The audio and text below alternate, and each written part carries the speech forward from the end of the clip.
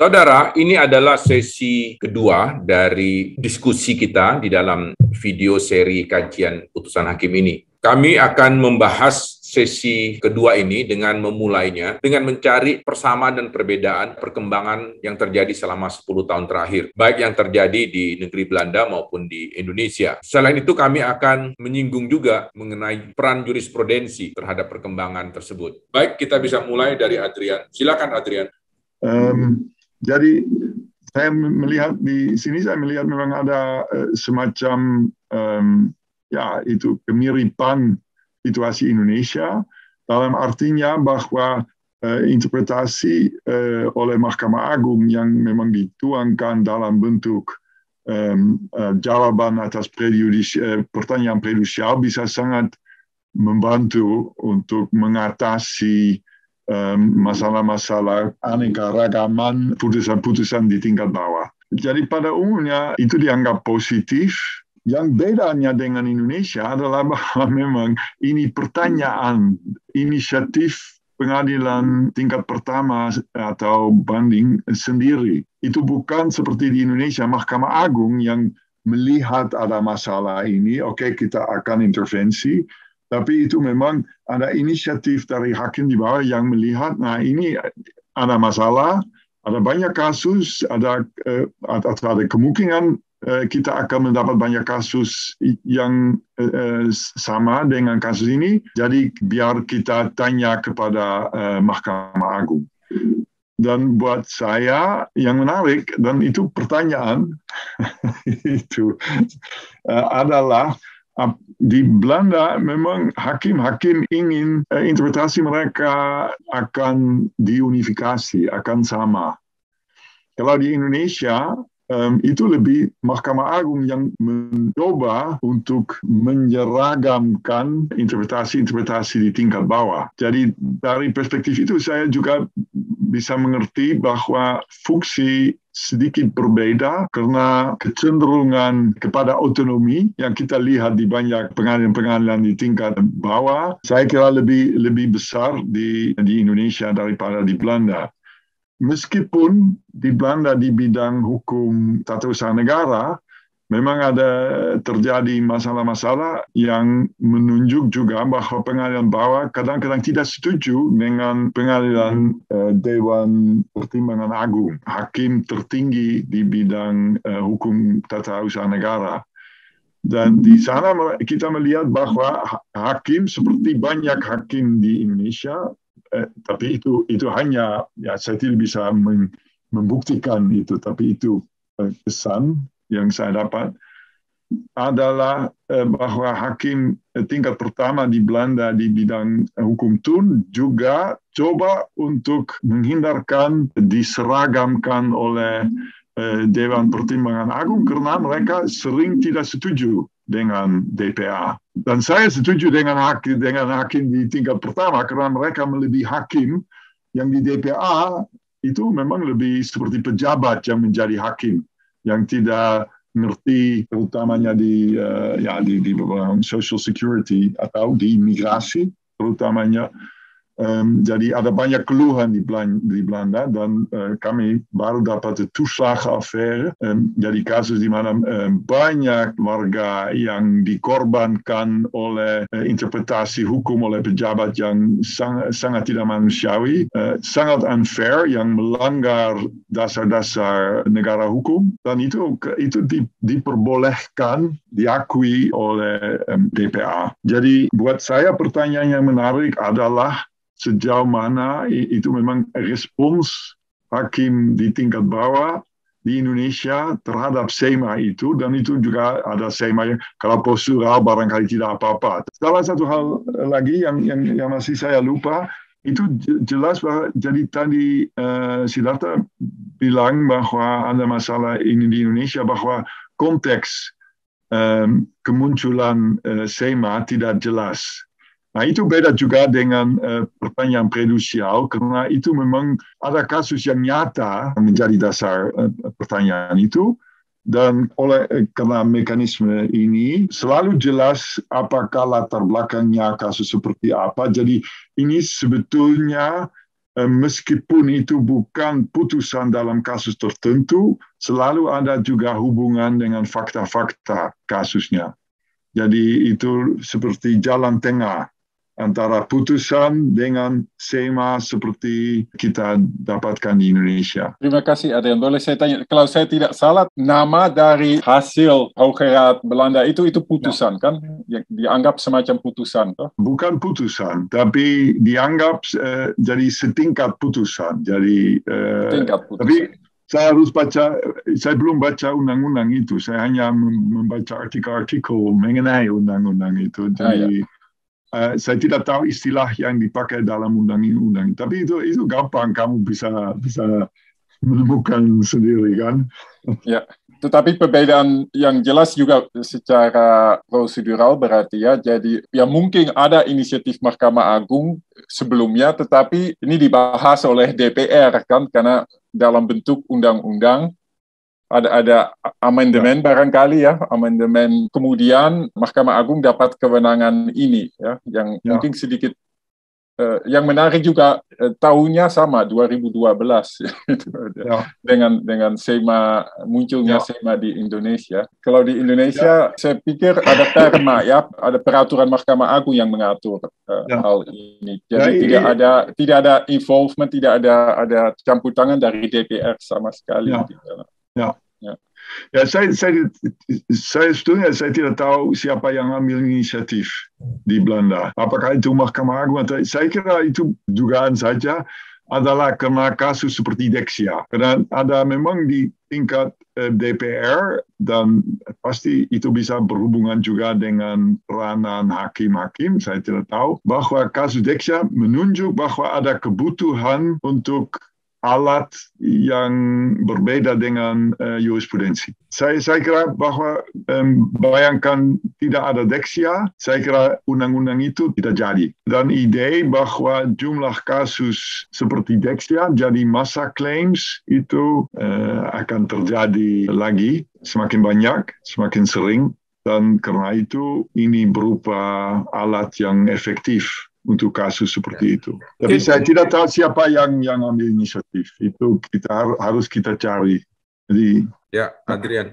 Kalau saya lihat memang di Mahkamah Agung kita ini tidak ada latar belakang bahwa kasus-kasus yang ingin mereka muat di dalam rapat pleno itu harus yang punya kategori misalnya seperti klaimnya harus massal begitu. Tapi terlihat ini banyak kasus-kasus yang dibawa oleh hakim-hakim yang rapat di pleno itu yang seingat mereka apa yang mau disampaikan. Dan itu kemudian mereka putuskan menjadi hasil rapat pleno. Itu menurut saya catatan yang perlu juga kita berikan ke Mahkamah Agung supaya kesan surat edaran Mahkamah Agung itu tidak seperti top down begitu. Ya. Nah, kita agak khawatir kalau kasusnya sendiri belum cukup matang. Mahkamah Agung secara top down sudah membuat semacam pedoman ya. Tadi Adrian menyebut pedoman begitu. Kan kalau secara filosofis itu kita melihat ada rule skepticism, ada fact skepticism gitu ya. Mungkin yang skeptis kita terhadap faktanya ini belum cukup matang, masih sangat berkembang. Mahkamah Agung sudah mengambil sikap gitu ya. Khawatir hakim di tingkat bawah ini was-was begitu. Di satu sisi dia membayangkan nanti kasus ini sampai di Mahkamah Agung bersikap seperti itu. Padahal kasus yang dibayangkan oleh hakim Mahkamah Agung ketika rapat di pleno itu mungkin tidak sekomprehensif ketika kasus itu muncul di lapangan.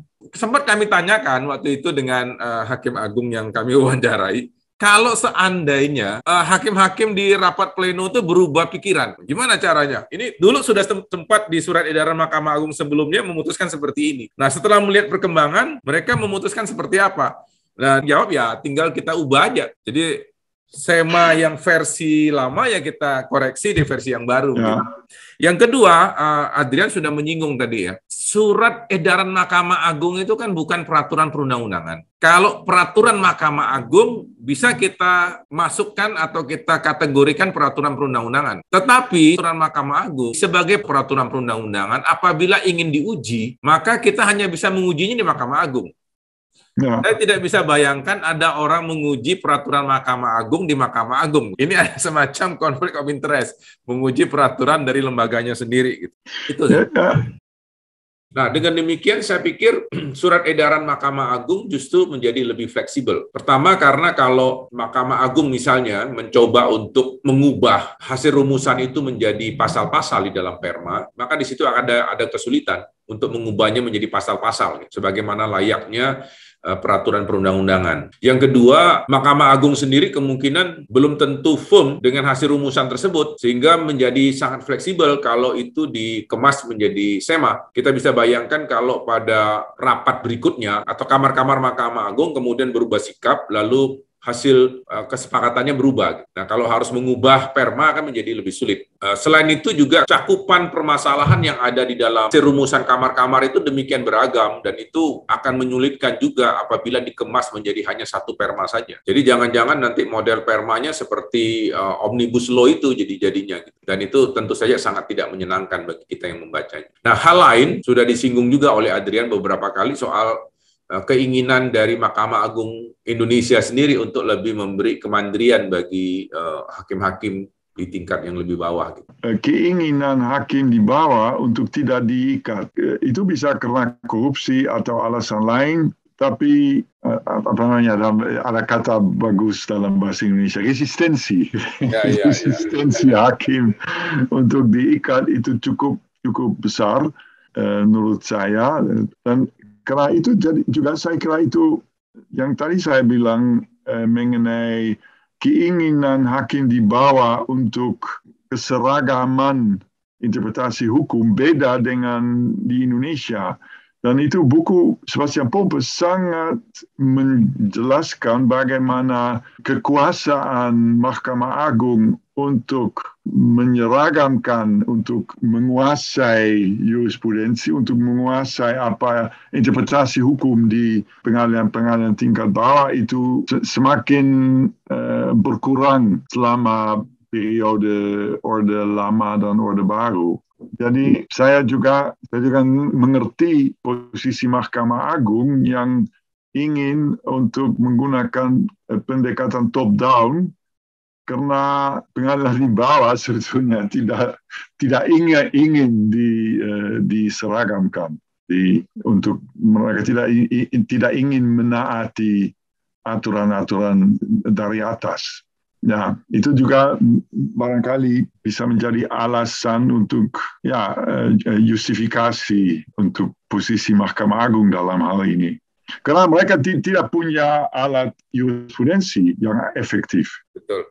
Dari dulu itu memang jurisprudensi adalah cara untuk menyeragamkan jurisprudensi di bawah, putusan-putusan di bawah. Tapi karena itu tidak efektif lagi, mereka harus cari alat-alat lain. Kalau di Belanda, the demand ada di bawah. Ya. Itu bukan karena keinginan Mahkamah Agung. Saya pikir problemnya kadang-kadang sangat teknis. Ya. Antara lain karena kesulitan dari hakim-hakim kita ketika harus mencari putusan aslinya. Walaupun Mahkamah Agung sudah cukup berupaya ya untuk mengupload putusan-putusannya, dapat kita duga hakim-hakim tidak punya waktu untuk mempelajari putusan-putusan asli itu. Ya. Jadi hasil penelitian kami bersama Komisi Yudisial itu menemukan cukup banyak hakim-hakim yang mengutip nomor putusan yang keliru. Jadi ketika kita cari putusan aslinya, enggak ketemu ini. Kalau orang Jawa bilang nggak gatuk ya, antara nomor yang dia sebutkan dengan putusan aslinya. Kalaupun mereka mengutip, itu biasanya hasil dari kutipan orang lain. Jadi kalau orang lain sudah menyebut nomor sekian, dia juga akan meneruskan itu. Ya. Setelah kita baca, itu juga kadang-kadang tidak persis sama apa yang jadi argumentasi oleh putusan aslinya dengan yang dia kutip. Atau dia mengambil tidak yang asli. Jadi misalnya putusan itu tahun 70-an, lalu ada putusan yang tahun 90-an yang mengutip putusan yang 70-an itu, yang dia jadikan sebagai jurisprudensi justru yang 90-an itu. Mahkamah Agung memang belum punya mekanisme yang pas untuk merapikan jurisprudensi ini. Sekarang ini misalnya Komisi Yudisial melakukan semacam karakterisasi, stand terlibat ya membuat itu. Jadi dosen-dosen membuat semacam anotasi terhadap putusan-putusan asli. yang dijadikan jurisprudensi itu. Tujuannya supaya hakim-hakim itu bisa membaca lebih lengkap dan sadar kalau ada orang yang mengutip keliru misalnya. Juga kalau sudah diklaim sebagai jurisprudensi, berapa banyak putusan yang mengikutinya? Ternyata, tapi menarik itu memang kalau apa definisi jurisprudensi itu? Apakah jurisprudensi adalah putusan yang diikut atau jurisprudensi adalah putusan yang seharusnya diikut? Nah, mereka ada menggunakan dua istilah. Satunya disebut landmark decision. Ya. Kalau landmark decision itu didefinisikan kemarin, itu putusan yang menarik perhatian publik, terlepas itu menjadi sikap Mahkamah Agung atau tidak. Putusan seperti Pak Bismar Siregar yang soal kegadisan itu, bagi Mahkamah Agung itu landmark. Saya selama ini memandang landmark decision itu justru putusan yang sudah menjadi sikap Mahkamah Agung dan akhirnya menjadi populer. Kalau dulu disebut jurisprudensi tetap. Kalau dia tidak menjadi sikap Mahkamah Agung, kenapa harus dijadikan landmark decision? Hanya karena kasusnya kontroversial, kan nggak bisa. Tapi kalau sikap di Mahkamah Agung tetap seperti itu, kita akan semakin membutuhkan SEMA, karena jurisprudensi tidak akan pernah menjadi sumber hukum benar kalau ada sikap seperti itu. Kalau di Belanda, tiap putusan Mahkamah Agung dianggap jurisprudensi. Apa saja. Dan semuanya harus konsisten. Mahkamah Agung seharusnya juga menjaga konsistensi putusan-putusan mereka sendiri.